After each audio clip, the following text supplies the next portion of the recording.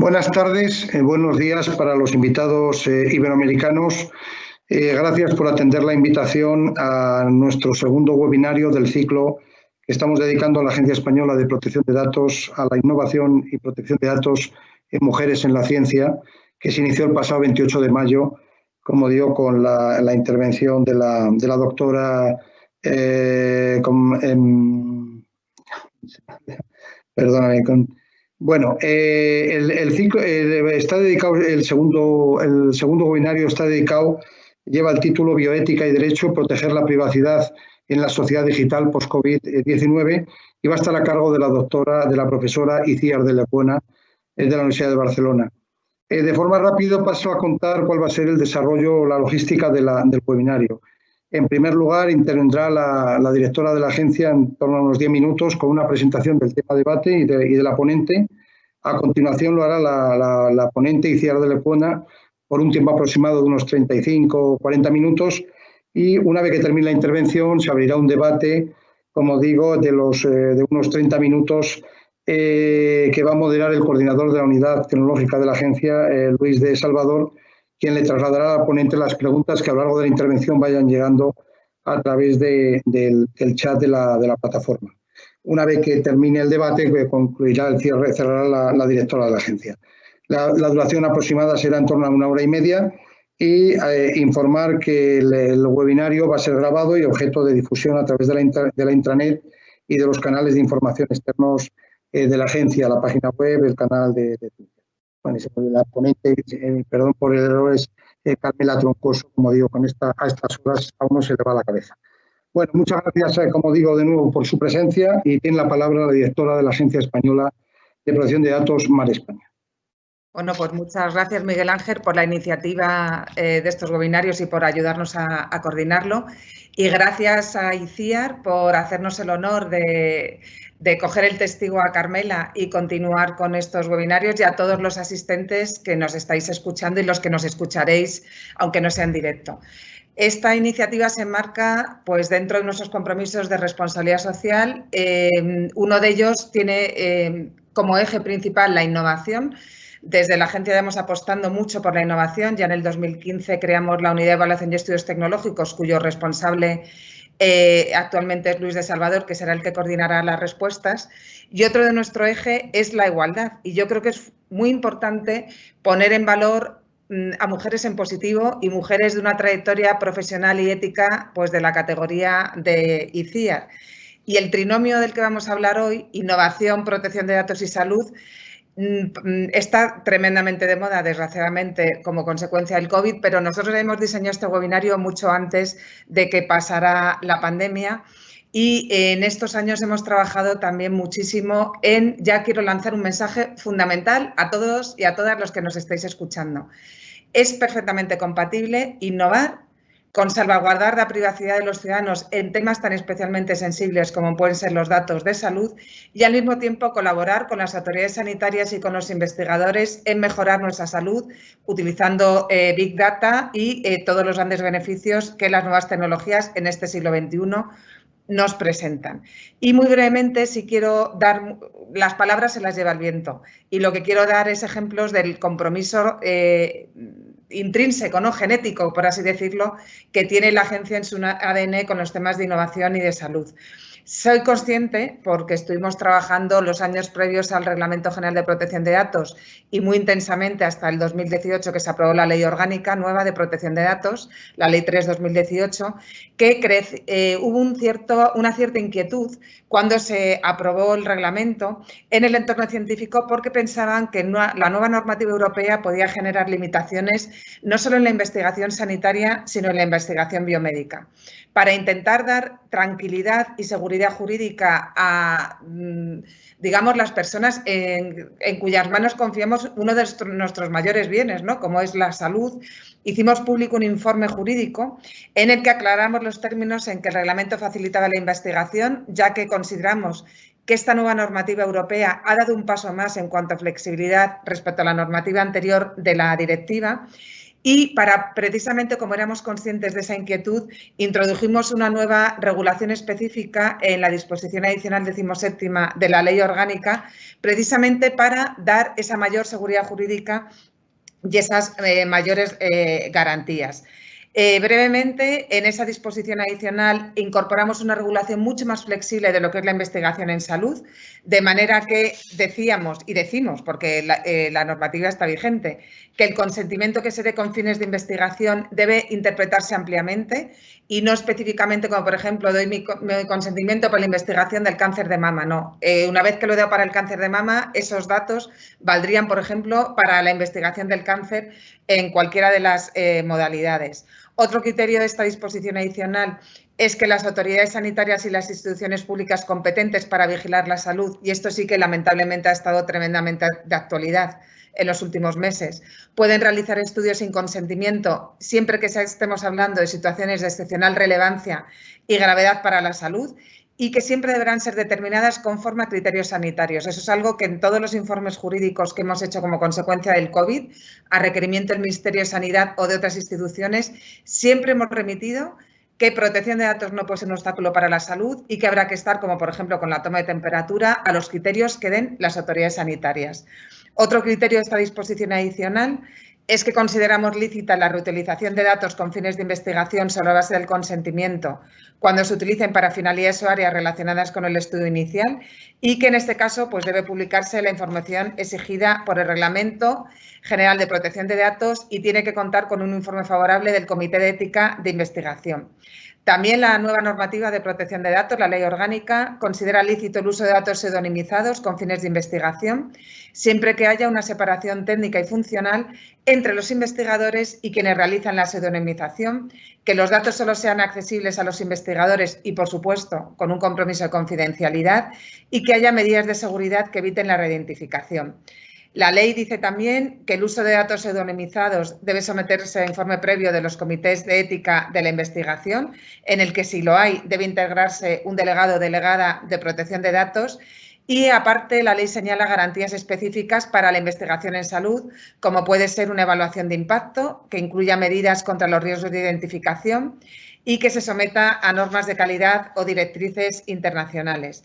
Y, además, la disposición final novena de nuestra Ley Orgánica 3/2018 modifica la Ley de Autonomía del Paciente del año 2002 y permite que en todos los casos que se especifican en esta disposición adicional 17ª o cuando sea necesario para la prevención de un riesgo o peligro grave para la salud de la población, se permita a las administraciones sanitarias acceder a los datos identificativos de los pacientes por razones epidemiológicas o protección de la salud pública, siempre que esto lo realice este acceso un personal sanitario sujeto a secreto profesional o cualquier otra persona que tenga una obligación equivalente de secreto. Ni que fuéramos visionarios, pero ya en el año 2018 dimos un paso muy importante para todos los temas de investigación y especialmente en el ámbito epidemiológico y de investigación biomédica. Y, por otra parte, desde la agencia hemos colaborado muy activamente en el dictamen 3 del año 2019 del Comité Europeo de Protección de Datos sobre la integración entre el Reglamento Europeo de Ensayos Clínicos y el reglamento. Y en este dictamen admitimos que se realice sobre otras bases jurídicas distintos del consentimiento el ensayo clínico, como puede ser, por ejemplo, tanto el interés público como, en el caso de entidades privadas, el interés legítimo. Y, por otra parte, ya en pleno COVID, trabajamos muy activamente con el Comité Europeo de Protección de Datos en las directrices número 3 del año 2020, donde entendíamos que esa prohibición de tratar datos de salud con fines de investigación del artículo 9 del reglamento se podía entender habilitada la excepción, ya que estamos hablando de un caso de interés público en el ámbito de la salud pública y también como fines de investigación. Estas directrices establecen que en este caso las bases jurídicas del tratamiento con carácter general será el interés público y sin consentimiento de los interesados. Y, además, esto es importante, se permiten las transferencias internacionales de datos para fines de investigación contra el COVID, al ser necesarias para razones de interés público. Y esto, por lo tanto, es una excepción, sin perjuicio que, cuando sea posible, puedan aplicarse ya cláusulas contractuales estándar. Y, por otra parte, sí quiero hacer una referencia a que, en respuesta a una consulta que hemos recibido de Farmaindustria, muy reciente es el informe, acabamos de publicar un informe admitiendo la posibilidad remota de ensayos clínicos con medicamentos durante la epidemia del COVID. El resultado final de la consulta se fundamentaba en una innovación del contrato inicial entre el promotor y el centro de ensayo y 2 anexos. Uno era un compromiso de confidencialidad entre el promotor y el monitor y otro un protocolo de seguridad de conexión remota.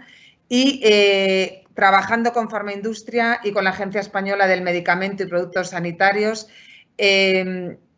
hemos centrado la valoración de los principios de necesidad y proporcionalidad sobre la monitorización remota en base a los criterios sanitarios, y el informe limita la posibilidad de monitorización remota siempre a la duración de la situación sanitaria derivada de la pandemia del COVID.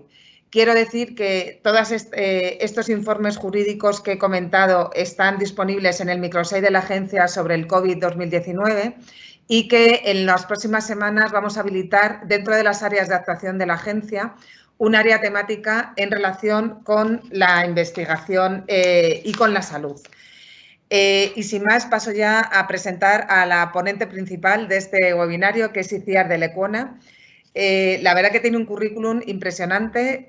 Itziar es doctora en Derecho en la línea de investigación en bioética y Derecho, máster en Bioética y Derecho por la Universidad de Barcelona, profesora en la Facultad de Medicina, subdirectora del Observatorio de Bioética y Derecho en la Cátedra UNESCO de Bioética de la Facultad de Derecho de la Universidad de Barcelona, miembro del Grupo de Investigación Bioética, Derecho y Sociedad de la Generalitat de Cataluña, miembro del Grupo de Expertos en Integridad en la Investigación y del Grupo de Trabajo en Ética al Programa Horizon 2020 de la Liga Europea de Universidad de Investigación, miembro del Consejo sobre Aspectos Éticos, Legales y Sociales del Instituto Europeo de Tecnología e Innovación de la Unión Europea y miembro del Consejo Asesor del Big Data ZOE de Barcelona.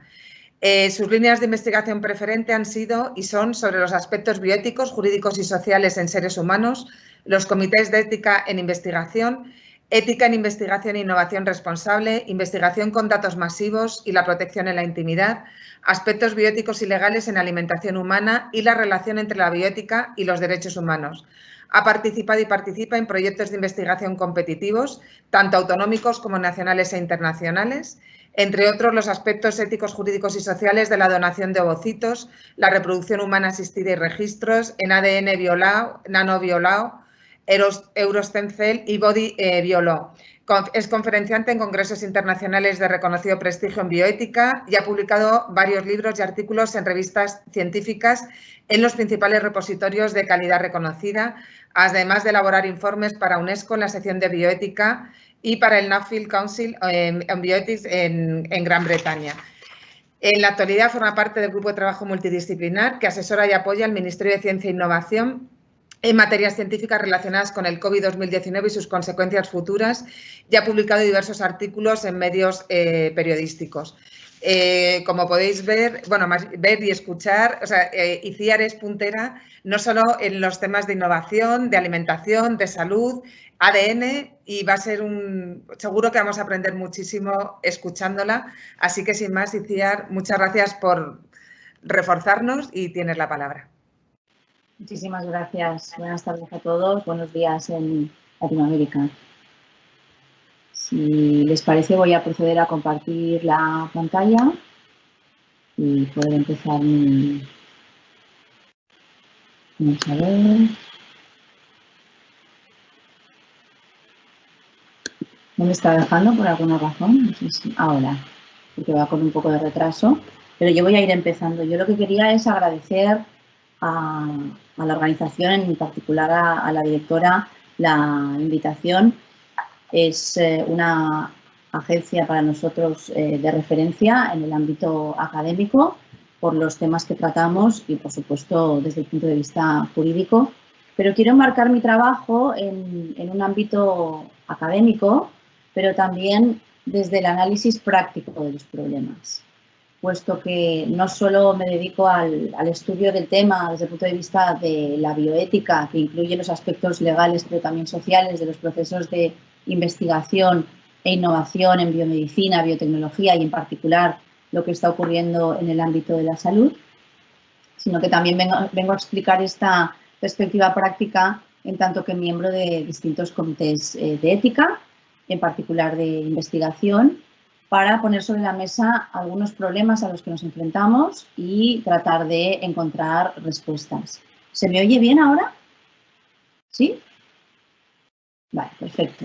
Gracias. Entonces, lo que yo no puedo ver es no sé por qué no puedo ver la presentación de PowerPoint, pero como digo, puedo perfectamente prescindir de ella, porque yo lo que les venía a proponer aquí es, en primer lugar, dar un marco introductorio de los problemas a los que nos enfrentamos a propósito de la pandemia, que ha visibilizado, pues, por ejemplo, la cuestión de los recortes sanitarios, el adelgazamiento de los servicios públicos y también cierta tendencia a abrir esta innovación y esta investigación por razón de la pandemia a nuevos actores que tradicionalmente eran ajenos a estos procesos y que lo que plantean es la necesidad de colaborar para desarrollar herramientas, por ejemplo, de predicción o de gestión de lo que sería la pandemia, la COVID-19. Esto nos lleva a buscar, por ejemplo, el ejemplo de las aplicaciones de identificación de contactos y positivos, perdón, y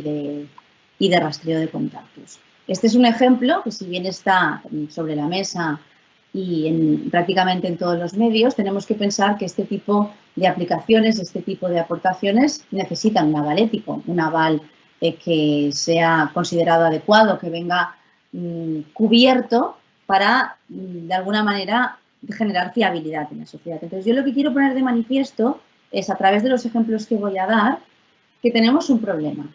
Tenemos un problema que abordar, que es la tendencia a la mercantilización de determinados procesos y, por lo tanto, a la explotación intensiva de datos personales, conjuntos de datos personales, y a su posible monetización en determinados ámbitos. Creo que estas cuestiones que vamos a debatir hoy, que tienen que ver con la investigación y la innovación, no pueden separarse de la salud pública, no pueden aislarse como si fueran modelos de negocio de datos, insisto, y creo que tienen que enmarcarse en decisiones que, por supuesto, por un lado, nos llevan a intensificar el debate sobre la intimidad, nos llevan a generar una falsa dicotomía sobre lo que es intimidad versus seguridad y no nos permiten ahondar en otros principios bioéticos como sería, que yo creo que es deseable, la intimidad, no solo la intimidad, sino la autonomía, la equidad y la justicia, como veremos en la explicación.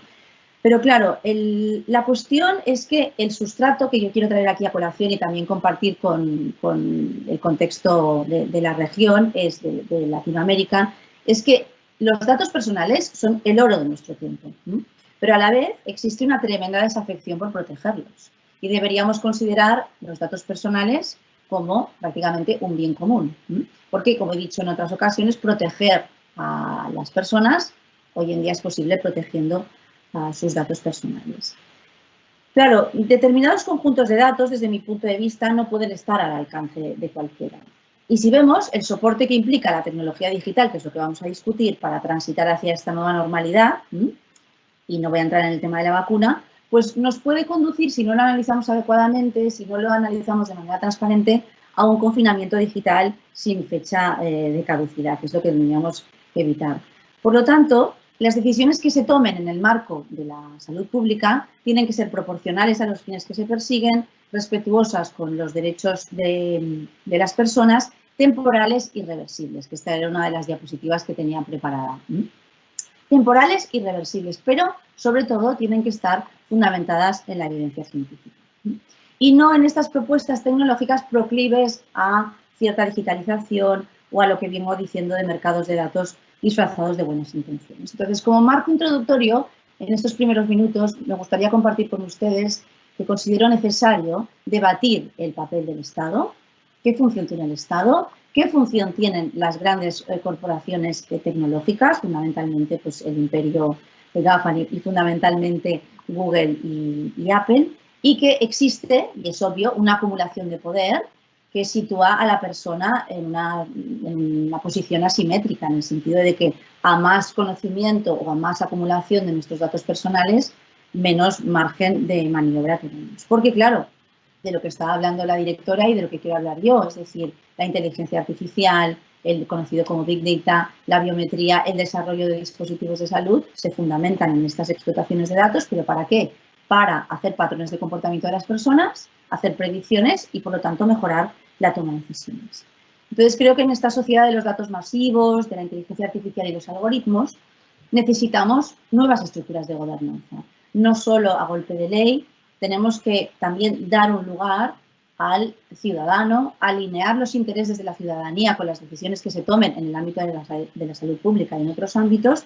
Y coincido, como he dicho en otros foros, con Mariana Mazzucato, la economista, en que es necesario co-crear valor y no extraer valor de los datos. Porque, también he utilizado este ejemplo, el GPS o Internet se han creado gracias también al apoyo del Estado, creando infraestructuras mediante el pago de impuestos, y esto debería revertir de alguna manera en el ciudadano. Esto como marco introductorio, porque quiero también enlazar aquí, ya que estamos en un foro de innovación y en un foro que promueve esta innovación también en la vida post-COVID, creo que es importante retomar no solo el concepto de ética, sino también de investigación e innovación responsable, que lo que viene a decir la Unión Europea es que no solo, evidentemente, tienen que estar los comités de ética en el ámbito de la investigación o luego en la innovación para dar ese aval ético, sino que desde el principio tenemos que integrar esa idea de involucrar al ciudadano, de proveer educación científica, de promover el acceso abierto y de que sea posible, como digo, alinear los intereses de todos los actores. Y para dar una visión de la situación europea, yo creo que es importante en un foro como estos, que hay personas de otros países y fundamentalmente de Latinoamérica, debemos de ser conscientes que la decisión que tomó Europa es ya, yo diría, antigua, es decir, es una decisión que se tomó a principios de los 2000 y que luego se ha ido consolidando, que es que transitamos hacia un mercado digital, un mercado único digital que pretende ser competitivo, una sociedad y una economía guiada por el dato y que esta apuesta científica, no solo política, sino porque también es científica y económica por la explotación intensiva de datos, lo que nos viene a decir es que se van a fomentar, se van a priorizar iniciativas que tengan que ver con la medicina personalizada, con sistemas sanitarios más eficientes y, por ejemplo, con el envejecimiento activo, el bienestar o ciudades inteligentes. Todo esto con el sustrato que les comentaba de los datos. Y a lo que voy, vamos a hablar de datos personales, que son esos datos que son especiales categorías de datos, que pueden ser datos de salud, datos sociodemográficos, biométricos, y están especialmente protegidos, precisamente por las posibles discriminaciones que se pueden dar, incluso algunas encubiertas, y están protegidos frente a determinados usos que pueden ser no deseados o que nos llevarían a una situación, por ejemplo, para simplificar, de menor libertad o de restricción de libertades. Y creo que tiene que quedar muy clara esta idea, es decir, en momentos de pandemia, en la sociedad post-COVID-19, que todavía se pueden tomar medidas que restrinjan determinados derechos por razones de interés público, eso no significa que esos derechos fundamentales, esas libertades, se anulen en ningún caso. Y creo que tenemos que tener claro que en el caso, por ejemplo, voy a empezar con la cuestión de las apps, el hecho de contar con una app no obvia el problema que tenemos de fondo en nuestro contexto, no sé cómo estarán en otros países, pero desde luego en nuestro contexto y en general en Europa estamos bastante por detrás, de tener un modelo de gestión de datos adecuado. Es decir, un modelo que nos permita reutilizar los datos al final, pero un modelo que haga que los datos sean interoperables sobre todo. Y esto es algo que no suele salir en el debate, no suele salir en los medios tanto, pero estamos hablando de medidas de soporte, no de sustitución, de soporte para gestionar una pandemia que tienen este componente digital, pero que necesitan un sistema robusto, un sistema organizado, un sistema en el que los datos sean útiles, sean fiables y se puedan reutilizar. Y este problema no lo tenemos resuelto. Entonces, yo lo que quiero traer aquí también para el debate es que muchas veces cuando se discuten problemas éticos, si no se entiende el problema técnico, es imposible avanzar. Porque, claro, si no entendemos, por ejemplo, o no somos capaces de articular un sistema que nos permita esta interoperabilidad, va a ser difícil avanzar también desde el punto de vista de la reflexión ética. Como digo, esta es mi opinión, es decir, las aplicaciones, por poner un ejemplo a la audiencia, de identificación de positivos y de rastreo que se están ahora valorando, pues también para normalizar de alguna manera, en la medida de las posibilidades, el turismo, o quizás bajo una pretendida y un poco falsa libertad, ¿no? Como la conocimos pues quizás ya no va a volver, pero que nos dé más margen de maniobra, tenemos que pensar que estas medidas no pueden obviar el refuerzo de la atención primaria, la vigilancia epidemiológica, este tipo de cuestiones que son propias del modo analógico de operar. Es decir, todo aquello que conocemos que además funciona debe ser reforzado. Por eso he empezado hablando de esta idea de recorte, de adelgazamiento también de los servicios públicos, porque esta medida de apoyo no puede anular del debate esta cuestión que es muy importante y que además está bien regulada. Es decir, que esto no es una cuestión nueva. Claro, esta idea de la app nos va a devolver la libertad, bueno, tendremos que articular también un sistema robusto de llamadas, de contratación de personal, porque si queremos evitar que las personas sean vulnerables o se acumulen capas de vulnerabilidad, buena parte de la población no está conectada a estos dispositivos.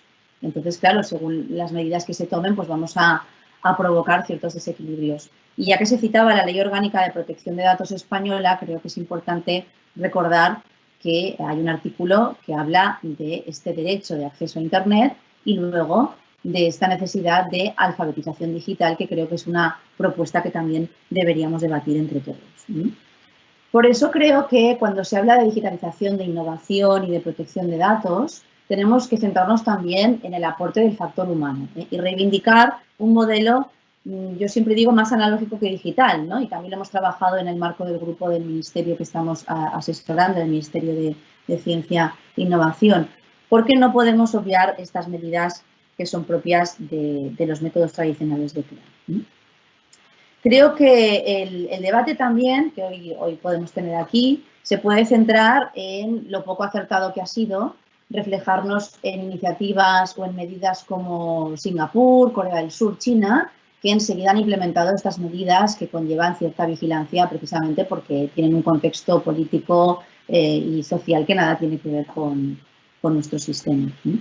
Y ya yendo a la cuestión técnica, puesto que es importante para dar una respuesta no solo jurídica, sino también una reflexión ética adecuada, se nos dice que estas aplicaciones, que son buena idea, no fueron concebidas para proteger la intimidad, que efectivamente el GPS es más invasivo que el Bluetooth, pero que además darían muchos problemas de falsos positivos y negativos, con lo cual habría una sobrecarga del sistema de salud. Y esto también desde el punto de vista de la priorización de las medidas lo tenemos que tener en cuenta. Y cuestiones que también ha trabajado la agencia desde el punto de vista jurídico como pues cómo se pueden dar brechas de seguridad o la cuestión del hackeo, ¿no? Esto no es nada despreciable.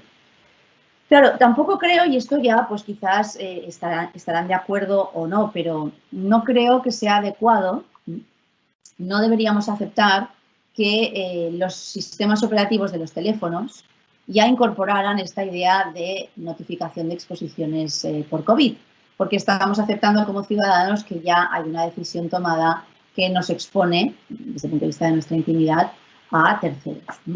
Esto no quiere decir que ya esté Apple y Google controlándolo todo y yo no tengo nada contra Apple y Google, pero lo que quiero decir es que esta plataforma que ya se ha instaurado y se ha instalado en nuestras vidas, porque con la actualización de software ya está en nuestros teléfonos, la deberíamos haber discutido. Quiero decir que teniendo una regulación como la que tenemos, como el reglamento, estando en la situación en la que estamos, creo que es fundamental el principio de transparencia. Es decir, el tener acceso a la información para, como ciudadanos, poder tomar decisiones libres e informadas. Ya digo, esto es extrapolable a cualquier ámbito, no solo el de la investigación y la innovación. La cuestión, una de las diapositivas que tenía preparada, que insisto, creo que voy algo lenta y no puedo ver, es precisamente el ejemplo de que se va a instalar en Canarias una prueba piloto para ver qué va a pasar. Pues yo creo que este debate previo que estoy comentando no ha tenido lugar y creo que es urgente y necesario que esto ocurra. Porque también quería traer aquí, a mí también me gusta ser provocadora y bueno, hablar un poco del lado oscuro de todas estas cuestiones, ¿no? Para encontrar el justo equilibrio. Creo que hay cierta opacidad en los modelos digitales que no debería darse en ningún caso en una situación como la que nos ocupa, que es la que estamos viviendo, es decir, la vida post-COVID-19.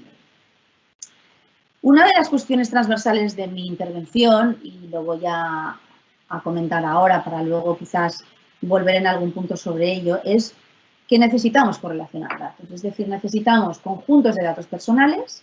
Esto implica que en la sociedad digital guiada por el dato hemos dejado de ser anónimos para ser reidentificables y este cambio, que parece sencillo, es difícil desde el punto de vista operativo. Es decir, acumulamos cantidad de información, hemos estado construyendo bases de datos durante muchísimo tiempo de calidad, organizadas, invirtiendo y priorizando estas bases de datos, por ejemplo, en el ámbito de la salud, y ahora, claro, nos encontramos con la oportunidad de explotarlas adecuadamente para extraer información que sea útil para tomar decisiones. Entonces, el kit de la cuestión, tanto en la discusión que hay sobre las apps, como luego trataré un momento el tema del pasaporte serológico, es quién va a tener estos datos, la razón por la que se solicita, cómo se van a obtener, por cuánto tiempo y cómo se va a hacer esta correlación.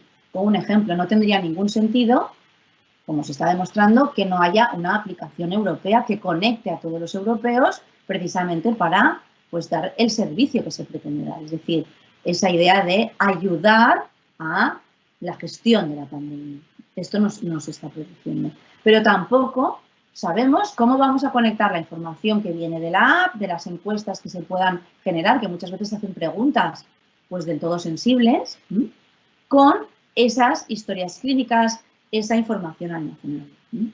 Y no es una cuestión trivial, insisto, porque todos sabemos que las tecnológicas nos han ganado la carrera desde el punto de vista de las infraestructuras y también sabemos que, por ejemplo, los datos personales, los datos de salud, no pueden salir del perímetro más garantista donde están protegidos de instituciones. Es decir, yo no me puedo descargar una historia clínica en un ordenador. Entonces, creo que esto es importante, lo que decía del sustrato, esta necesidad de correlacionar los datos y de llegar a conclusiones válidas.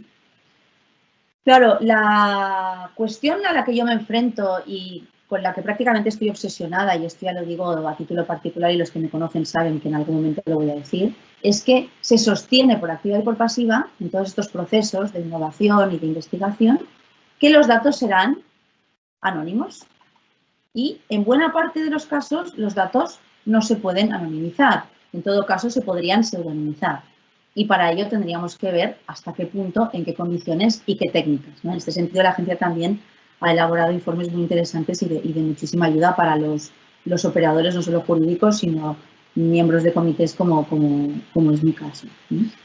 Entonces, desde el punto de vista del lenguaje que utilizamos, debemos evitar de una vez por todas utilizar la anonimización por defecto, porque como digo, el código postal, la fecha de nacimiento y el sexo nos reidentifican en un porcentaje muy elevado, por lo tanto no podemos seguir asentados en la falsa seguridad que proporciona el concepto anonimización.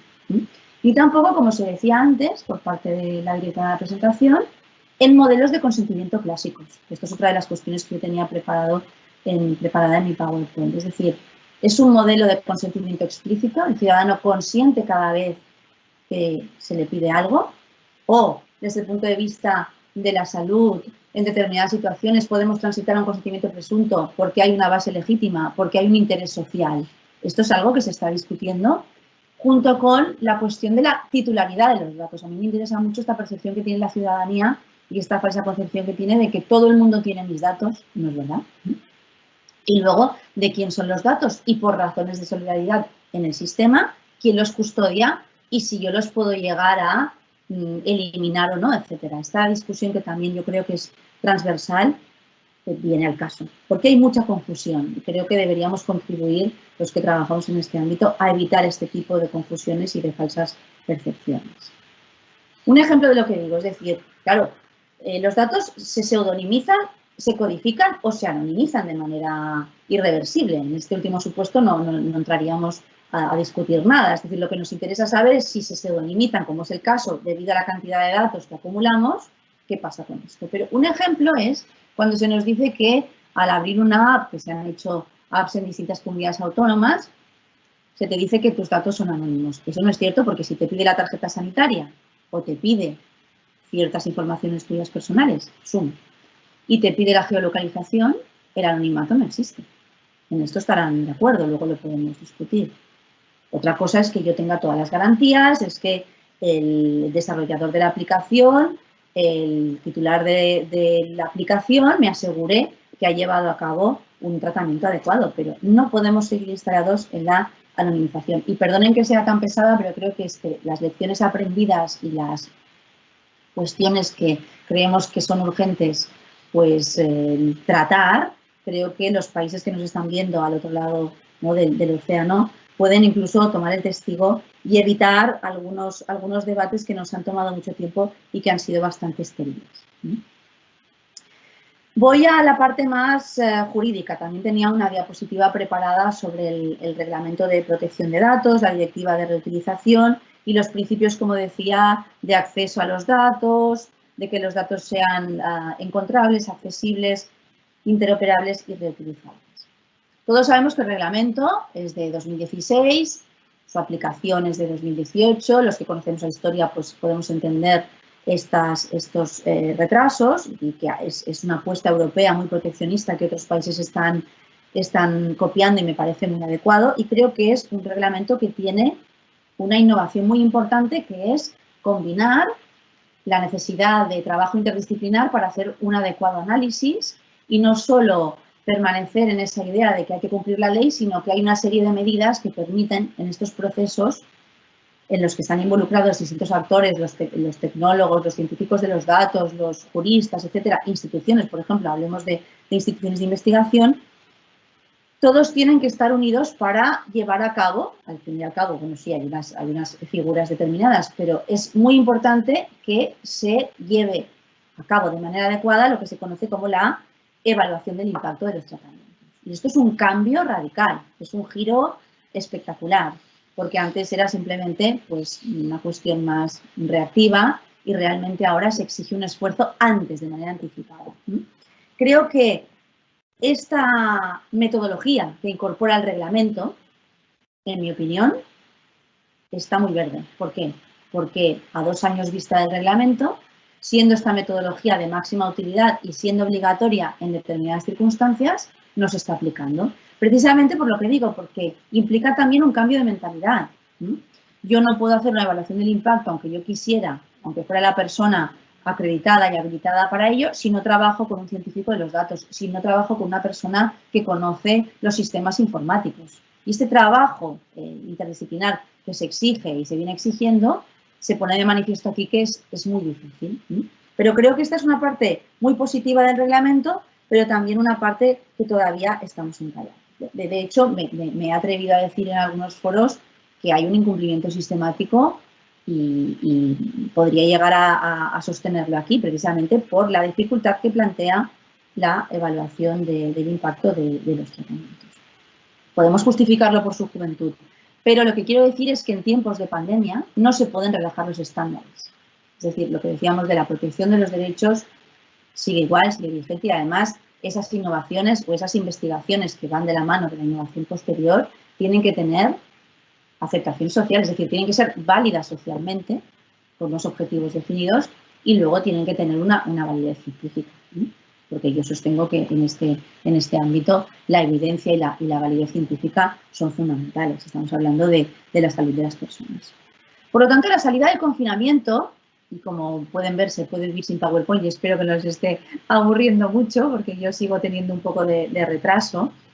La salida del confinamiento no puede suponer la institucionalización del poder de las grandes tecnológicas y tampoco un control absoluto por parte del Estado. Es decir, no quiero irme a un lado y al otro de la balanza. Pero también es verdad que como ciudadanos o como expertos o como profesionales, lo que nos consideremos en nuestros ámbitos de trabajo, tenemos que asumir que el riesgo cero no existe. Es decir, es imposible pretender no asumir un riesgo, no tener ahí un margen de riesgo, porque toda tecnología, incluso la digitalización, también lo plantea, ¿no?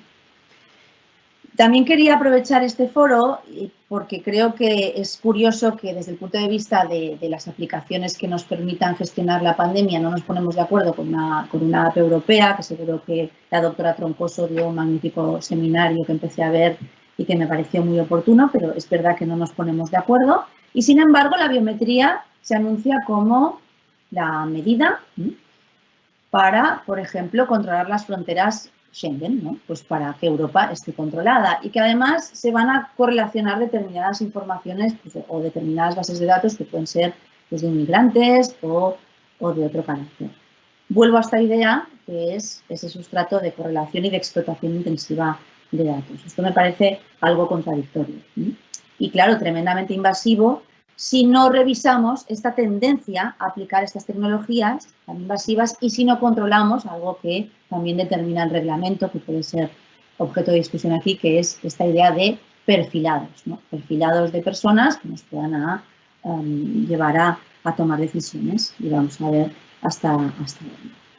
Por lo tanto, sí que creo que en esta excesiva dependencia del Estado, de las tecnológicas y fundamentalmente estadounidenses, que esto lo ha dicho en otras ocasiones y ya lo venía alertando en diciembre Angela Merkel, no puede tampoco llevarnos al engaño y pensar que no hay soluciones que estén pues, financiadas o apoyadas, por ejemplo, por la iniciativa pública. Tenemos infraestructuras que permitirían explotar datos y contamos con el personal y con el talento para hacerlo.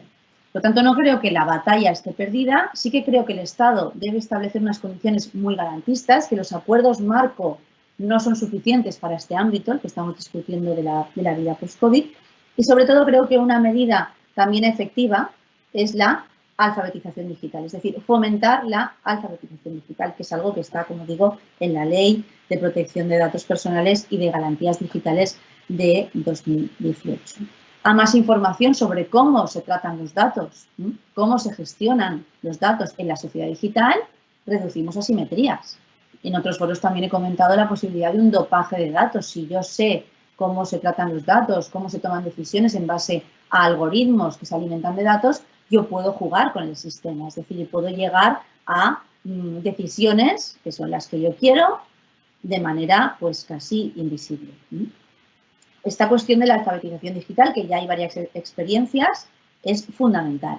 Y luego esta idea de que las personas consintiendo sistemáticamente, tampoco creo que lleguemos muy lejos si no somos capaces de retomar el control sobre nuestros datos y de saber al menos quién tiene mis datos, para qué y durante cuánto tiempo. Y eso exige un esfuerzo de información que yo creo que estamos en el buen camino, pero que queda mucho.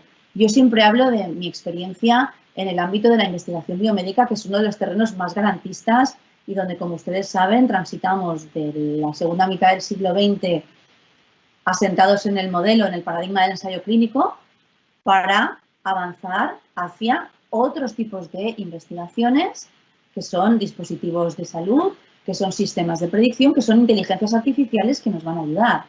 Y seguimos de alguna manera, por eso a mí me interesa mucho trabajar la ética de la innovación, asentados en esos presupuestos del modo analógico, que era si usted consiente, ya está todo controlado. Y sobre todo, le vamos a garantizar el anonimato hasta que llega el modelo digital y nos expone por defecto y nos hace reidentificables por defecto.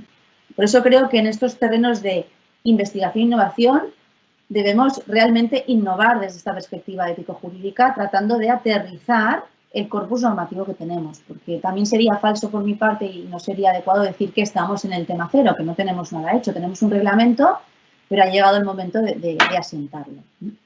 Y como bien saben la mayoría de ustedes, en el ámbito de la investigación biomédica, las reglas del juego se rompen. Un ejemplo, por ejemplo, es cuando vamos a los principios de protección de datos, que también hay una diapositiva sobre ello, vemos que se nos exige la minimización del dato, la destrucción de los datos, es decir, hay una serie de principios que por defecto en la sociedad digital son de imposible cumplimiento.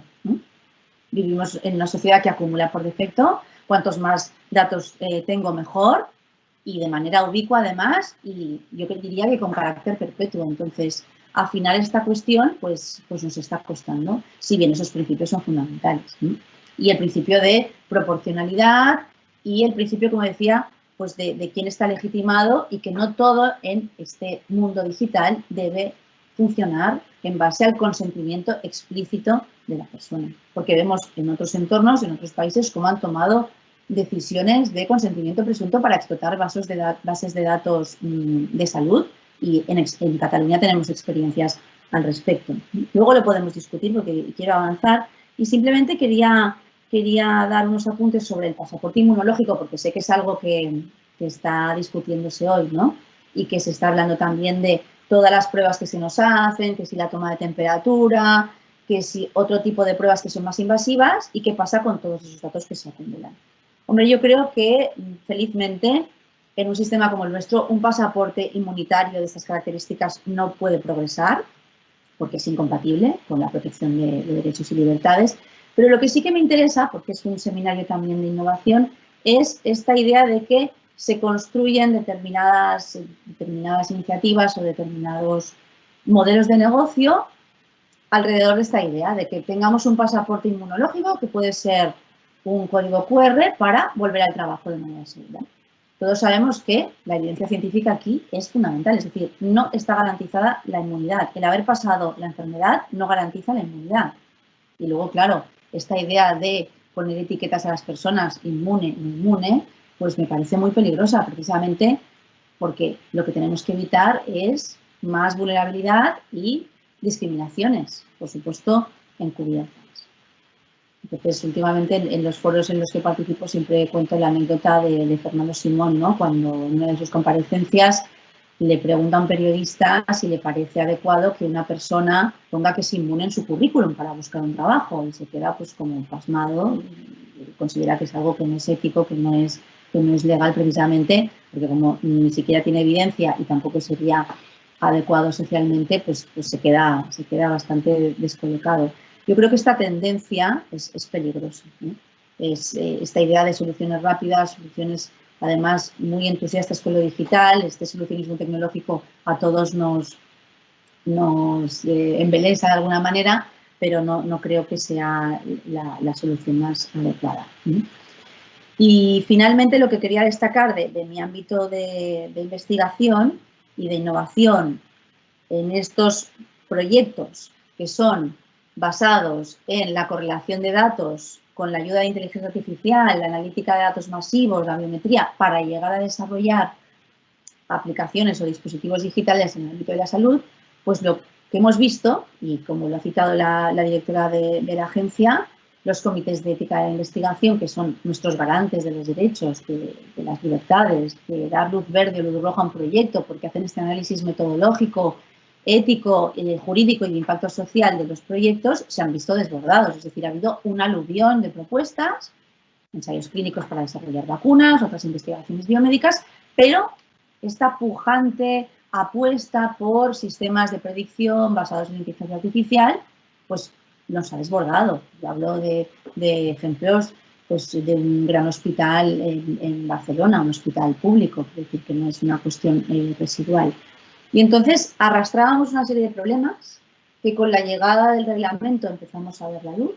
Nos tenemos que adaptar, pero yo creo que estos operadores, estos decisores, porque al final los comités de ética interdisciplinares y de forma independiente toman decisiones, es decir, toman decisiones con tremendo impacto en la vida de personas y colectivos. ¿Qué investigación se prioriza y qué investigación no se prioriza?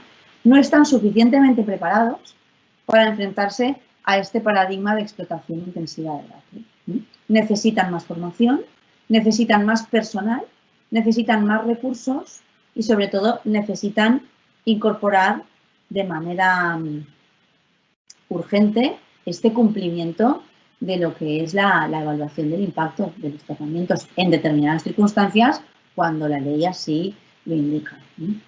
Esto también me lleva a comentar, porque no lo puedo pedir aquí porque no es el foro adecuado, pero sí que creo que es necesario que desde el punto de vista de la homogeneización de procedimientos haya una acción para que todos los comités de ética tengan las mismas pautas, tengan las mismas directrices, utilicen los mismos requisitos para evaluar, para que las decisiones sean coherentes y sobre todo cumplan con todas las cuestiones, desde los principios del reglamento hasta todas las salvaguardas y, por supuesto, las medidas técnicas y organizativas, ¿no? De la privacidad desde el diseño y por defecto, que tienen numerosas implicaciones prácticas. Se ha puesto de manifiesto, ya para acabar, que en los comités, aunque sea de forma no permanente, en calidad de asesores, tiene que haber científicos de los datos, expertos en inteligencia artificial, expertos en hackeo, es decir, hackers profesionales para saber qué va a pasar y la seguridad de los datos. Tenemos que perseverar en esa idea de mantener la independencia, que las decisiones que se tomen sean pues, porque son valiosas socialmente, es decir, las iniciativas son valiosas, los proyectos. Y luego hay una cuestión que quería comentar ya para acabar y para iniciar el debate, que es que si bien la ley incorpora la disposición que comentaba la directora para justo regular la parte de investigación, yo creo que esta parte se ha quedado coja, se ha quedado insuficiente y creo que sería conveniente un mayor desarrollo para abundar en esta seguridad jurídica, que por supuesto existe, pero que debería completarse. Y también creo que este discurso en el ámbito de la investigación e innovación ya no puede permanecer en esa idea de la ciencia publica sus resultados y no sabemos nada más, sino que tenemos que enmarcarlo en esta idea de ciencia abierta, ¿no? Porque al fin y al cabo estoy aquí hablando de ejemplos de salud que nos van a afectar a todos, que tenemos instituciones de referencia, que por supuesto el sistema está creado para que revierta en nuestro beneficio, pero que me parece que tanto los principios FAIR que he mencionado antes, la idea de interoperabilidad, como la idea de ciencia abierta tienen que calar más profundamente en nuestro sistema para saber qué pasa, ¿no? con los datos, es decir, el ciclo de vida de los datos, ¿sí? Y yo creo que la cuestión del tratamiento adecuado de los datos se tiene que ver como un riesgo, en el sentido de que no es que haya un daño directo para las personas físicamente hablando, que haya una amenaza inminente, como podemos pensar en el ámbito de los ensayos clínicos, pero sí que el tratamiento inadecuado de los datos personales pues, no es una cuestión trivial. Y luego ya por último, y es algo que yo creo que abre un camino, una línea de trabajo, no solo en bioética, sino desde el punto de vista jurídico también, es la necesidad de crear comités de ética de la innovación. Porque los comités de ética de la investigación se han convertido en el aval ético de cualquier iniciativa. Y muchas veces estamos hablando de innovaciones en el ámbito asistencial. No estamos hablando de proyectos de investigación al uso.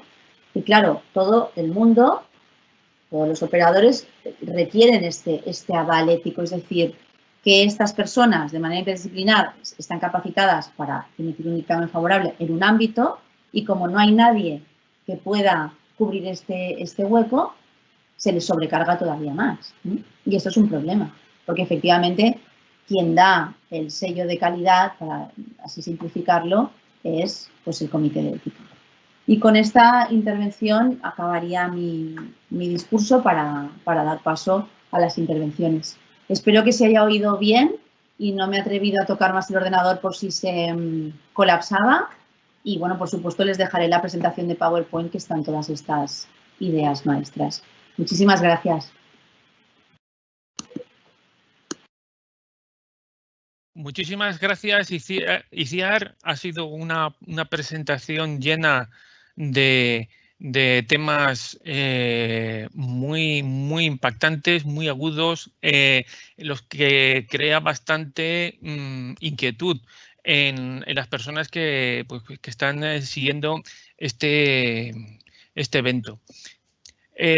Has enumerado y has seleccionado una serie de ideas, muchas ideas que son muy importantes. En ese sentido, hay una serie de preguntas que he empezado a seleccionar y que pueden empezar a mover este debate. En este 2020, una de las ideas que has lanzado es que nos encontramos ante una falta de información a los ciudadanos. Es curioso, en marzo de 2019 se hacía el 75 aniversario de la llegada de la penicilina a España, donde se abría una perspectiva de nuevas expectativas ante las amenazas de las infecciones, en este caso bacterianas. Parece que casi 75 años después todo se nos da la vuelta y empezamos a tener un sentimiento fatalista en la que tenemos que asumir restricciones. Has señalado si China, si Singapur, y parece que nuestras sociedades, las sociedades más libres, se están convirtiendo en sociedades más débiles. Nos hemos vuelto dependientes. Tenemos una falta de miedo. ¿Falta algo más que información para los ciudadanos? ¿Hace más falta una educación ética que nos haga menos vulnerables a las manipulaciones, sobre todo a la manipulación emocional? ¿Necesitamos una sociedad más madura? Desde tu experiencia en la universidad, ¿tenemos que ir a resolver un problema de madurez en la sociedad a la hora de enfrentarnos con estos problemas?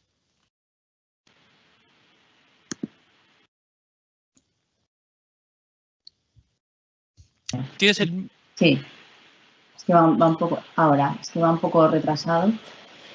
Sí, estoy totalmente de acuerdo. Yo creo que como la ética, que sigue siendo fundamental, esta idea de alfabetización digital es muy importante, pero esto no nos puede tampoco llevar al engaño de pensar que todo el mundo va a estar empoderado, ¿no? Antes hablábamos de empoderamiento, porque hay demasiada información que procesar, es decir, es un mundo inabarcable.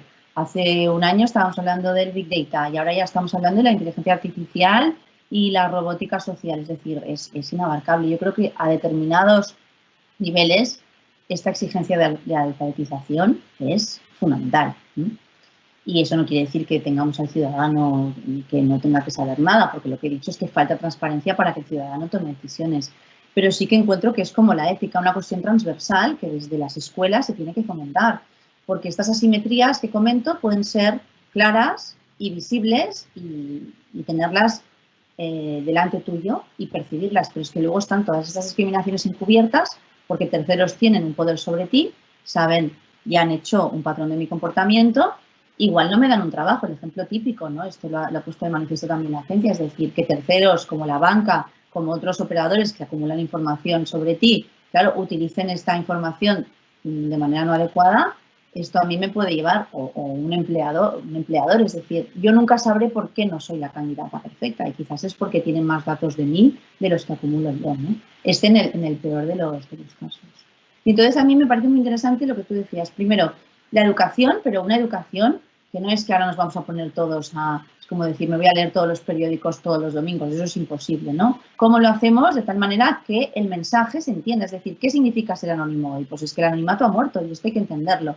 ¿Qué es que tratemos los datos de manera pseudonimizada?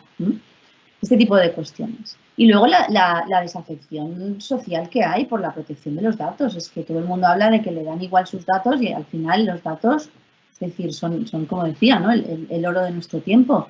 Pero es que no podemos permanecer pues como si no fuera con nosotros esta idea de que, bueno, pues que la gratuidad digital no existe. Esto lo tenemos que entender, ¿no? Pero en determinados momentos y en determinados escenarios, esos datos están muy bien custodiados precisamente porque va a revertir en beneficio de la persona, ¿no?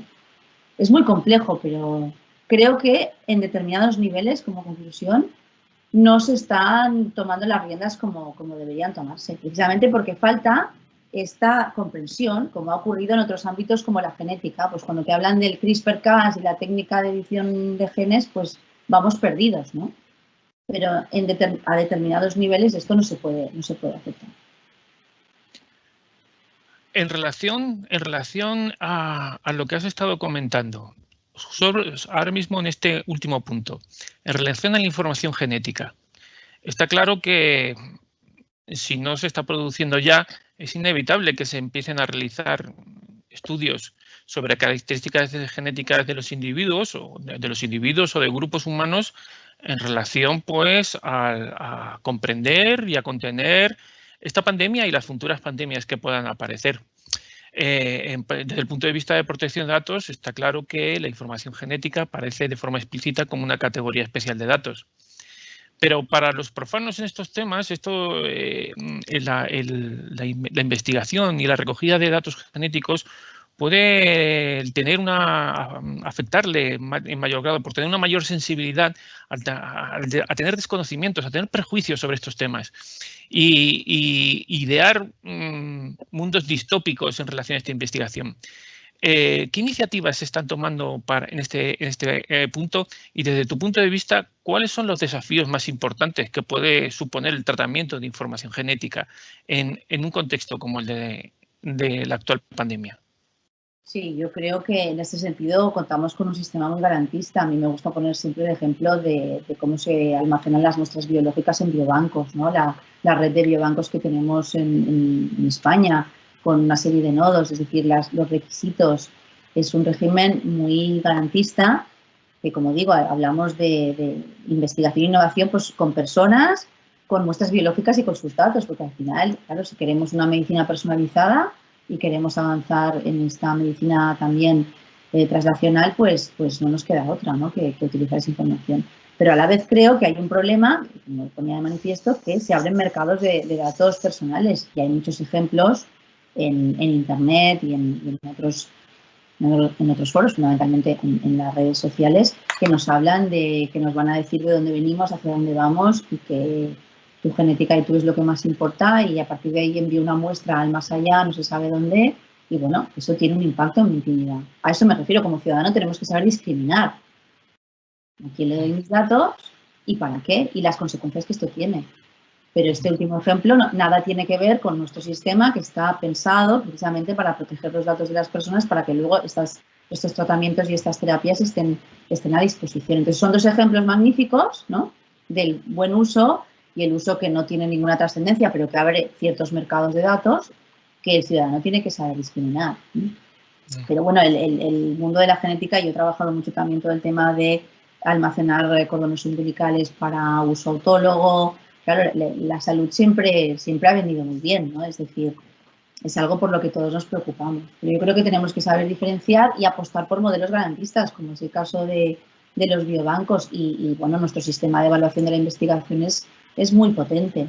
Pero la COVID-19 ha puesto de manifiesto que arrastrábamos unos problemas que son de calado y que, bueno, pues que o los afrontamos ya y los resolvemos o se escapa a nuestro control. Y seremos nosotros, desde las buenas intenciones, que habremos fomentado y abierto estos mercados de datos que tienen otros intereses, disfrazados de investigación e innovación. Y eso es lo que yo creo que no deberíamos permitir. Muchas gracias. Otro tema que está inquietando precisamente a las personas, a los que estamos aquí participando en esta charla magistral, es la relación de anonimización, pseudoanonimización. ¿Es suficientemente seguro la pseudoanonimización? ¿Es una medida adecuada? ¿Balancea correctamente pues, los riesgos con las ventajas que podemos obtener? Realmente, si nos enfrentamos a la investigación biomédica, ¿tenemos que pensar que no podemos pensar en el anonimato? Claro, al hilo de la pregunta de los datos genéticos y de la genética es bien claro, es decir, anonimizar no te sirve de mucho, ¿no? En este ámbito, bueno, pues en función del volumen de datos y luego es lo que dice el reglamento. Hay una serie de técnicas, una serie de medidas técnicas y organizativas que te permiten saber hasta dónde aquello te da una garantía, lo que decía, ¿no? Bueno, pues hay que mitigar los riesgos, hay que gestionar los riesgos, pero buena parte de los operadores, es decir, yo diría que la mayor parte de las personas siguen hablando de anonimización cuando se refieren a codificación o se refieren a pseudonimización.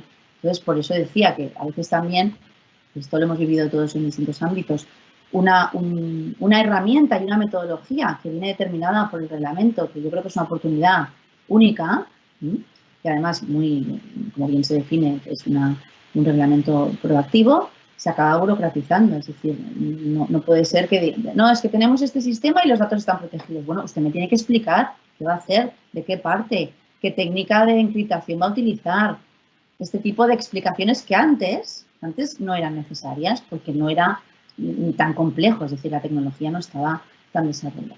Y estas explicaciones, claro, las tiene que dar quien lo conoce, pero luego hay un trabajo de colaboratorio interdisciplinar que es muy interesante, que por un lado es, pues eso, interesante y apasionante para los que estamos en este tema, pero que para otros perfiles puede ser muy aburrido, porque ¿por qué voy a tener que explicar yo esto cuando ya está? No sé si me explico, es decir, ese esfuerzo de trabajar interdisciplinarmente, que nos llenamos la boca todos, del trabajo interdisciplinar, pues se pone de manifiesto aquí que no es tan fácil. Pero porque no hemos cambiado de pantalla, como te decía, no hemos comprendido esa transición a la explotación intensiva de datos y que el anonimato ha muerto en esos días.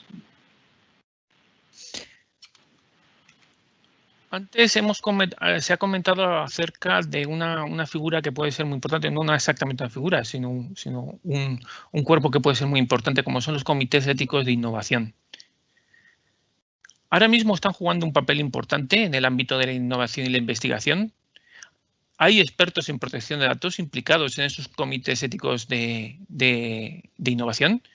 ¿Y cómo y cuándo se tienen en cuenta los principios y valores de la ética en un proyecto de investigación e innovación a la hora de su aplicación real?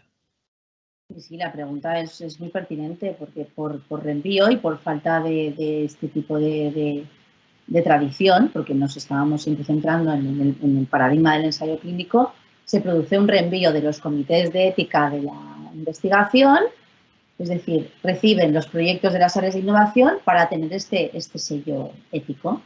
Claro, si esto lo hacemos así, que me parece bien, porque podemos acumular este tipo de proyectos o de iniciativas, pues es una fórmula, pero tendremos que dotar pues, de personal, tendremos que capacitar al personal, más recursos, más tiempo que se puede dedicar, porque ustedes saben que los comités de ética, pues buena parte de los miembros trabajan de manera permanente, pero luego hay muchos expertos independientes que complementan su trabajo, es decir, no es. Y yo creo que cuando nos enfrentamos a temas como la evaluación del impacto que decía o temas complejos, hay que, al final, dedicarle tiempo. No es una cuestión tampoco trivial. Entonces, propuestas, por ejemplo, que yo he leído recientemente en el contexto norteamericano, ¿no? Que tienen otra filosofía, pero claro, se reivindica esta necesidad de comités de ética de la innovación. Pero para esto, además, tienes que crear esa hoja de ruta de la innovación en el ámbito biomédico, en el ámbito de la salud. Y esto es lo que no tenemos. Empezamos a construirlo ahora, pero seguimos asentados un poco en ese paradigma de la segunda mitad del siglo XX. Entonces, yo creo que esta es una de las líneas de trabajo por delante que los que nos dedicamos a la bioética en acción, ¿no? A través de estos comités deberíamos desarrollar y el sistema lo reclama, es decir, lo pide a gritos prácticamente, porque nadie se atreve a valorizar un producto o una innovación si no tiene esta revisión ética, precisamente por la garantía que da que se mire la parte científica, la parte técnica, la parte legal, el impacto social. Pero claro, a veces podemos dar una falsa seguridad, ¿no? Yo creo que el siglo XXI será el siglo de los comités de ética de la innovación. Y estamos hablando de Europa. Acabamos de nombrar Norteamérica.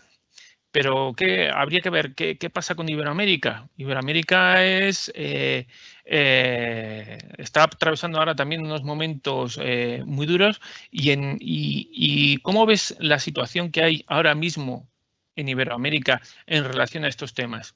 ¿Cómo ves cómo tendríamos que colaborar con ellos, aunque fuese solo desde el punto de vista egoísta, porque ya no es solo una cuestión de solidaridad y yo creo que de obligación, sino también es una cuestión de una autodefensa necesaria. Claro. ¿Qué es lo que está pasando ahora en Iberoamérica en relación a estos aspectos?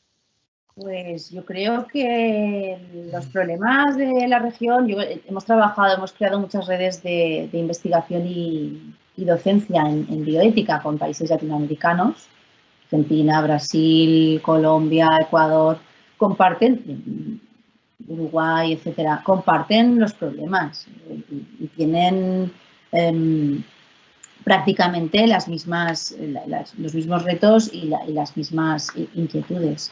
Y por eso creo que hay que trabajar unidos, porque al final sí habrá otras prioridades en según qué contextos, pero la COVID-19 en Latinoamérica está siendo un drama. Hay que ver el ejemplo de Brasil. Creo que también tienen estructuras en algunos países más desarrollados que otras, pero, por ejemplo, para poner un ejemplo, la gestión de las muestras biológicas en el ámbito de la investigación y de los datos, aquí tenemos un marco más desarrollado. Claro, ellos miran lo que hemos hecho y como hacemos todos, ¿no? De la buena práctica lo copias y lo adaptas, pero queda muchísimo por hacer. Porque, claro, que yo sepa, marcos tan garantistas, pues, bueno, no sabría dar un ejemplo, pero creo que compartimos esos mismos problemas y lo hemos trabajado. Es decir, los problemas de cada una de las regiones, pues, son los mismos. Y en relación a este tema, por tu experiencia, porque tú tienes una gran experiencia internacional, el momento que estamos viviendo, la pandemia, ¿está realmente acelerando las iniciativas de colaboración entre Estados? Hemos estado hablando de los problemas de coordinarnos, incluso hacer interoperables nuestras APP. ¿Aquí hemos acelerado la colaboración o por el contrario? Estamos en una especie de carrera entre Estados e industrias para llegar los primeros en soluciones, de tal manera que realmente es menos fructífera la colaboración ahora mismo en investigación en estos temas. Bueno, un elemento también de la innovación y del avance científico es la competitividad, que dicen, ¿no? Entonces, eso sería difícil, sería otro mundo, ¿sí? Aunque creo que hay fórmulas ahora para mejorar y para evitar esta cuestión del salvaje oeste, ¿no? de la investigación y la innovación. Pero, hombre, se está demostrando que con el tema de la COVID-19, pues la solidaridad se ha puesto de manifiesto, hay consorcios internacionales trabajando para desarrollar la vacuna. Y yo ya digo, a mí me gusta siempre pensar mal y pensar en el lado oscuro porque hay cosas que se hacen muy bien. Pero claro, luego viene el día después. Es decir, al final, todo esto son decisiones políticas, no nos olvidemos. ¿Quién tendrá acceso a una vacuna? ¿Cómo lo vamos a priorizar? Claro, y el hecho, por ejemplo, de tener una declaración internacional sobre bioética y derechos humanos, que en mi ámbito pues, es un referente, igual que tenemos el convenio sobre derechos humanos y biomedicina, pues a nivel, ¿no?, del Consejo de Europa tenemos esta gran declaración de principios, que evidentemente no tiene fuerza jurídica vinculante, pero que nos tiene que iluminar. Habla de la responsabilidad social en salud, ¿no? Es decir, una responsabilidad social compartida de todos los actores. Aquí sí que ante una situación, ante esta crisis sin precedentes, bueno, pues la decisión política al final es la que va a marcar, es decir, quién va a tener acceso a la vacuna, cómo se va a promover estos consorcios. Yo creo que sí que hay una iniciativa sin precedentes de colaboración, pero me interesa mucho anticipar el día después, ¿no? Si va a haber pues vacunas para todos, cómo va a ser, si esa vacuna ya va a llegar o va a llegar, porque claro, una vacuna también tiene un tiempo de producción y unas fases que no se pueden saltar. Así que esa parte de las decisiones políticas a mí me parece muy interesante. Pero respondiendo así sintéticamente, sí, se han unido esfuerzos y se ha dejado de lado esa idea de que yo llego primero. Y en relación precisamente a lo que estás comentando, hay una pregunta que nos plantean en relación a ese lado oscuro y a la vacuna. ¿Nos podemos negar a la imposición de la vacuna? Esa negativa tiene dos aspectos. Tiene un aspecto legal, pero también tiene un aspecto ético, porque puede tener un impacto en el resto de las personas. ¿Cuál es tu punto de vista en relación a una posible vacuna, a una posible regularización de la imposición de esa vacuna, incluso a un aspecto ético de muchas personas que ahora mismo están tomando ya unas posturas en contra de esa vacuna? Bueno, yo creo que la pandemia por COVID-19 lo bueno que tiene es que para el discurso o la parte antivacunas manifiesta la necesidad de que haya inmunidad de grupo y por lo tanto que la vacuna es necesaria. Yo creo que habría que hacer otro webinar de vacunas sí, vacunas no, que nos daría un mes intensivo que no aguantaríamos con este calor que hace. Pero lo que quiero decir, yo no soy experta en este tipo de cuestiones, pero sí que hemos trabajado esta parte ética. Y, hombre, igual que nadie está obligado a descargarse la app que hemos estado comentando, porque no tiene el tema de las vacunas, en principio, no tiene que haber una obligación hasta cierto punto, hasta que haya una razón de interés colectivo que nos obliga. Es decir, todos sabemos el impacto que está teniendo, todos sabemos que la población vulnerable son nuestros mayores. Hombre, creo que no tendría que haber mucha discusión al respecto. Cuando llegue la vacuna, que sirva para esto, ni antes ni después, claro. Igual que las pruebas, o sea, esta discusión está llena de matices éticos. ¿Cómo puede ser que no tengamos PCR cuando toca y que ahora se hayan convertido en un negocio, ¿no? Pues esto está lleno de matices éticos. Por eso decía que las decisiones políticas a mí me parecen dignas de estudio, es decir, cuándo las tomas, por qué las tomas y eso, y anticiparse a lo que luego vendrá. Pero has tocado un tema súper delicado que es la obligatoriedad o no de las vacunas. Bueno, claramente, ya digo, tiene que servirnos para algo esta situación. Y siguiéndolo las preguntas y aterrizando de nuevo en protección de datos. Has estado hablando de la importancia de la evaluación de impacto para la protección de datos y también de lo poco maduro que está en el ámbito de los especialistas o de los asesores en protección de datos el realizar ese tipo de evaluaciones. La protección de datos también ha señalado, y yo creo que de forma muy acertada, pues que combina ahora muchos factores, no solo factores legales, sino factores tecnológicos, no propiamente de lo que es el reglamento, pero también de forma colateral, elementos éticos, que es lo que estamos poniendo aquí encima de la mesa. ¿Te parece que hay formación suficiente entre los especialistas? No los grandes especialistas, porque yo creo que en España sí que hay grandes especialistas. Pero entre aquellos que están a disposición de las empresas y sobre todo de los investigadores, ¿hay suficientes profesionales para poder realizar estas tareas? Según tu experiencia, alguien que empieza con un proyecto de investigación encuentra fácilmente este tipo de asesoramiento. En mi ámbito puedo decir que no y lo he sufrido. Es decir, no hay especialistas en investigación biomédica, en innovación biomédica y biotecnológica capaces de dar respuesta. Y esto es algo que tenemos que aceptar y, bueno, también es una oportunidad, porque el reglamento plantea esta oportunidad del delegado de protección de datos, que es una nueva figura, que además, bueno, tiene que saber de temas, es decir, no es una cuestión de salir del paso. Yo pues tengo a mi cargo proyectos europeos del Horizonte 2020, estoy llevando la parte de los aspectos éticos, legales y sociales y realmente no he identificado pocas personas que sean capaces de adaptarse, porque las reglas generales, ya digo, no encajan, ¿no?, con la investigación médica.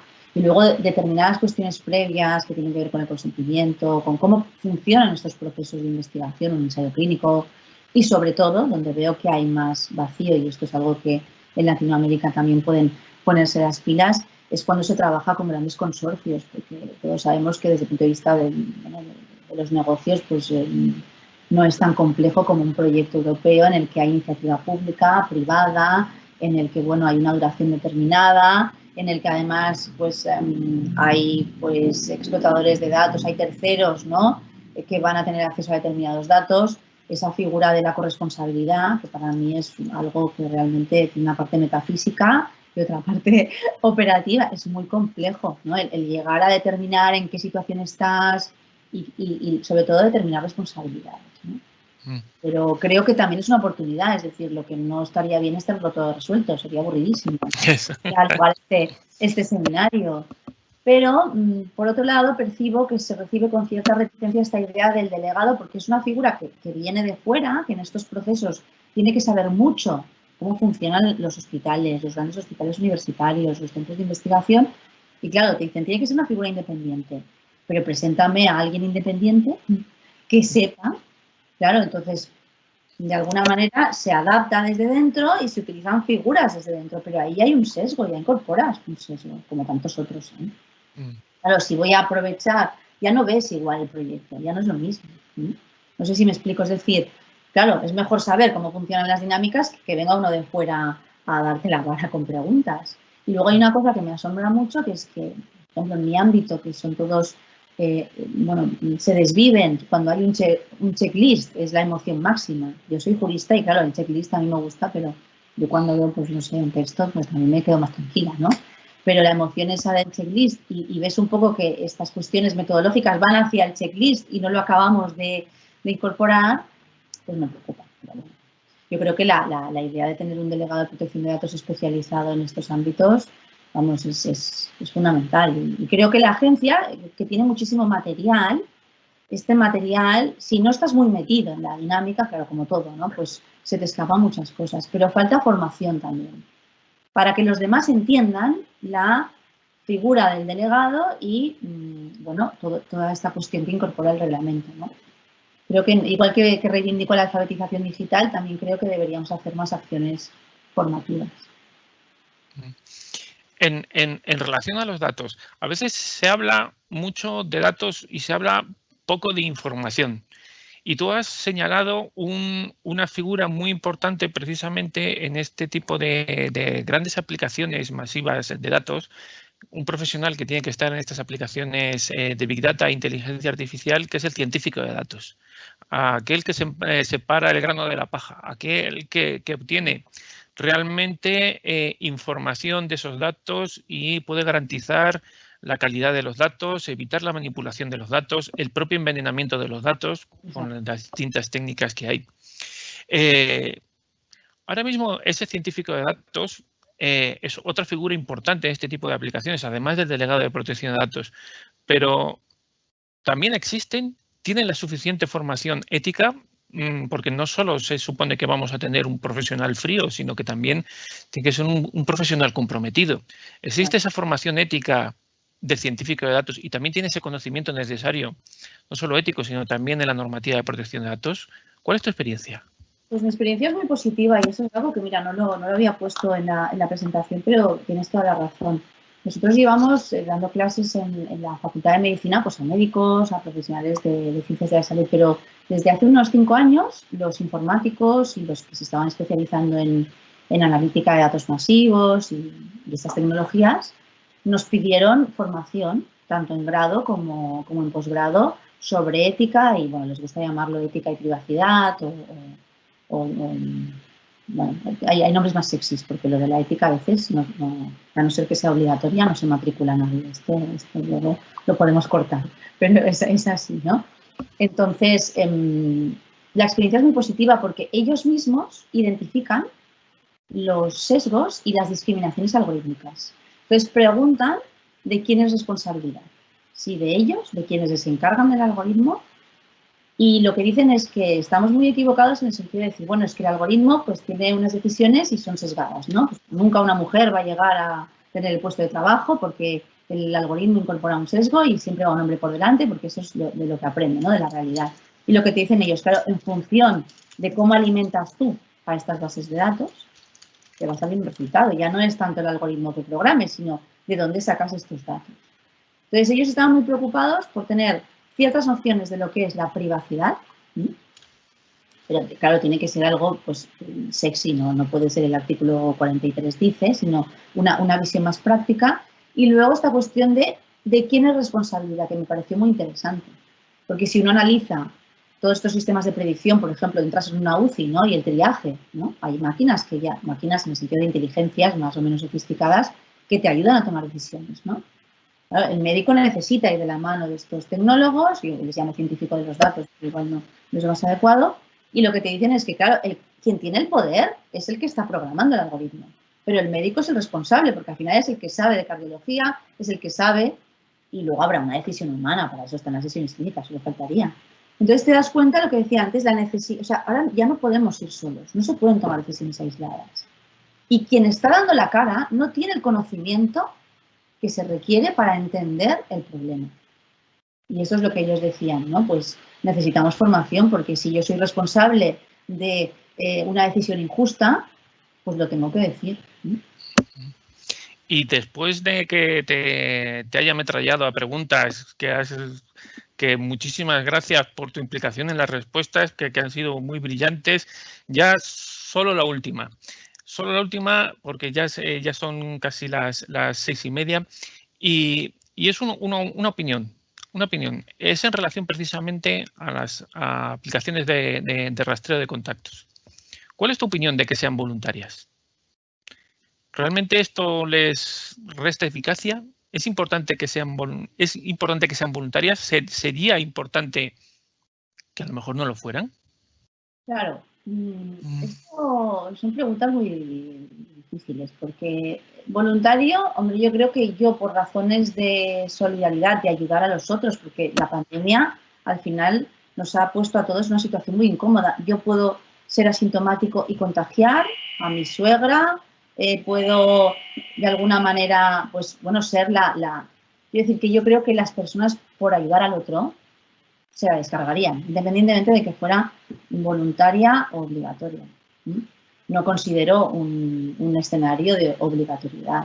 Pero todo es más sutil, porque claro, si todo el mundo habla de que hay una app, de que esa app te va a ayudar, yo creo que al final, en bioética, cuando trabajamos estos temas, siempre tienes que tener la posibilidad de decir no.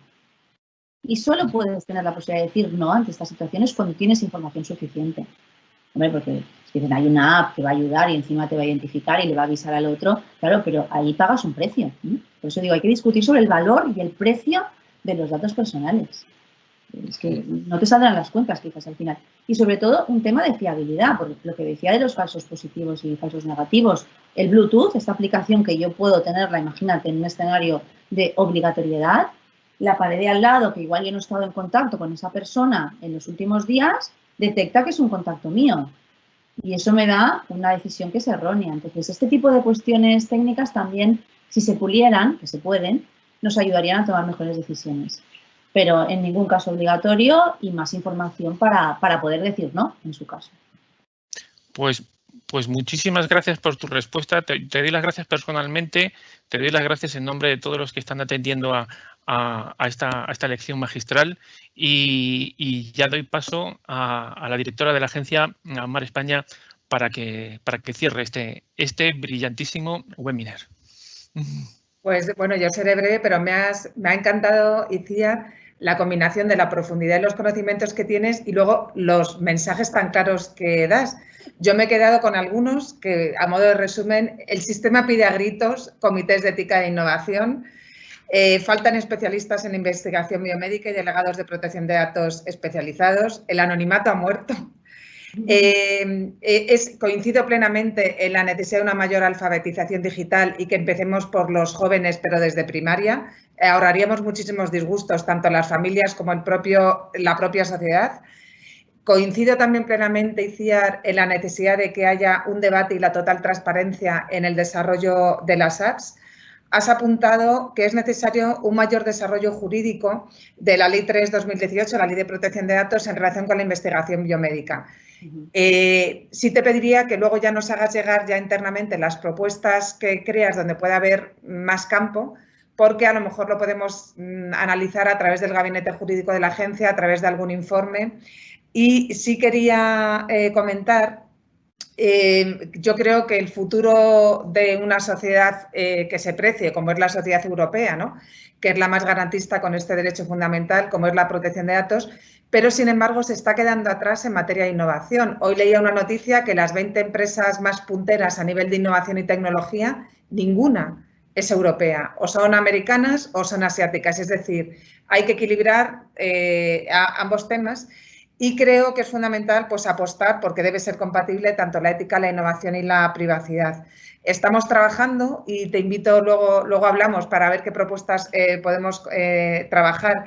Yo planteé hace poco en el Congreso que hacía falta un pacto de Estado en nuestro país para la convivencia digital de la ciudadanía en un entorno que no es el entorno real, donde cada vez estamos mucho más abocados desde nuestro ocio hasta nuestro trabajo, y que eso debe ser compatible con innovación y con unos principios éticos, más si estamos utilizando inteligencia artificial.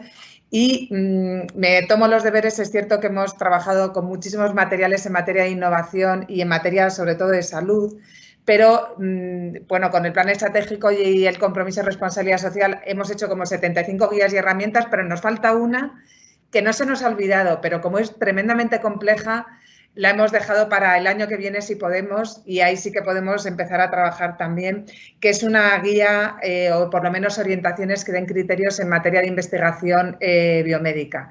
Yo creo que desde la agencia una de nuestras misiones es ayudar a los responsables y ayudar también a los que crean algoritmos. Ahora tenemos una nueva Facilita 2.0 para emprendedores, ¿no?, que utilicen temas también tecnológicos, y creo que pueden ser dos líneas de trabajo que pueden ser muy útiles de cara al futuro.